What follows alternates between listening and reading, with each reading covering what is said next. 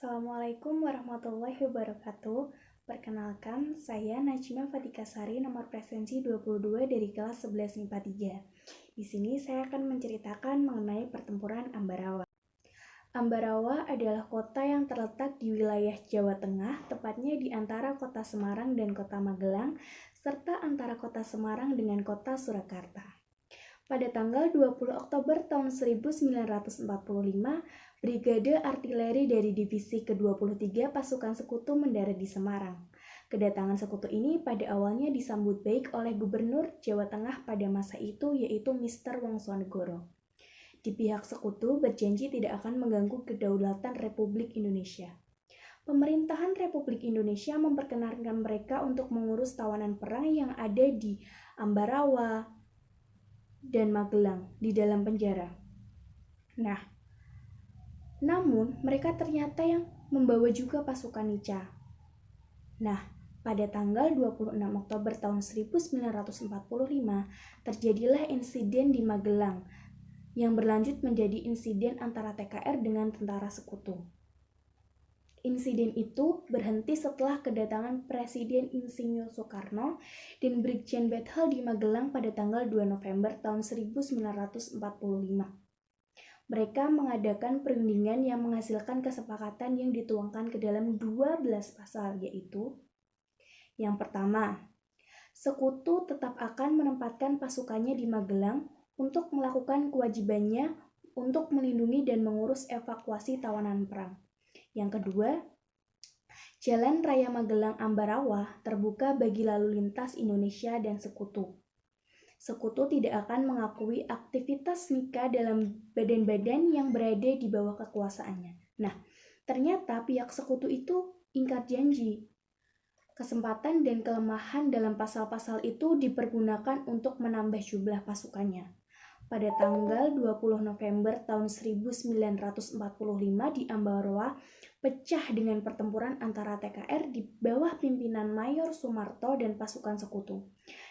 Oleh karena itu, pada tanggal 21 November tahun 1945, pasukan Sekutu yang ada di Magelang ditarik ke Ambarawa.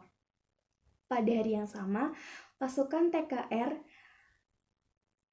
dari Divisi 5 Purwokerto di bawah pimpinan Imam Androgi melakukan serangan fajar dari arah Magelang. Pasukan ini berhasil menduduki desa Pingit dan kemudian merebut desa-desa di sekitarnya. Ketika batalion Imam Androgi sedang melakukan pengejaran, datang bantuan 3 batalion dari Jakarta. Yang pertama, Batalion 10 Divisi 3 yang dipimpin oleh Mayor Soeharto, Batalion 8 yang dipimpin oleh Mayor Sarjono, Batalion Sugeng, sehingga musuh menjadi terkepung. Pada tanggal 26 November tahun 1945, pasukan yang berasal dari Purwokerto, Letnan Kolonel Isdiman, gugur. Pimpinan pasukan kemudian diambil alih oleh Kolonel Sudirman, Panglima Divisi Purwokerto. Setelah itu, ia mendapat laporan dari para komandan sektor. Kolonel Sudirman menyimpulkan bahwa musuh telah terjepit. Oleh karena itu, pada tanggal 12 Desember tahun 1945, pada dini hari Kolonel Sudirman memerintahkan untuk mengepung Ambarawa dari berbagai penjuru. Kolonel Sudirman langsung memimpin pasukannya dengan menggunakan taktik capit urang. Jadi dia menggunakan taktik yang namanya taktik capit urang. Kota Ambarawa dikepung selama 4 hari 4 malam. 1945, musuh meninggalkan Ambarawa dan mundur ke Semarang. Kemenangan pertempuran di Ambarawa ini kemudian diabadikan dengan dibangunnya atau didirikannya Monumen Palagan Ambarawa. Kemudian pada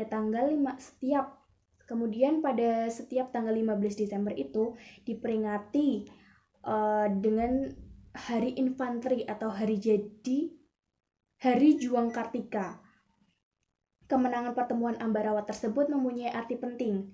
Arti penting karena apabila musuh berhasil menguasai Ambarawa, maka akan mengancam 3 kota sekaligus, yaitu Surakarta, Magelang, dan Yogyakarta sebagai markas tertinggi dari TKR. Jadi itu sekian pembahasan mengenai pertempuran Ambarawa dari saya. Bila ada kesalahan mohon dimaafkan. Sampai jumpa.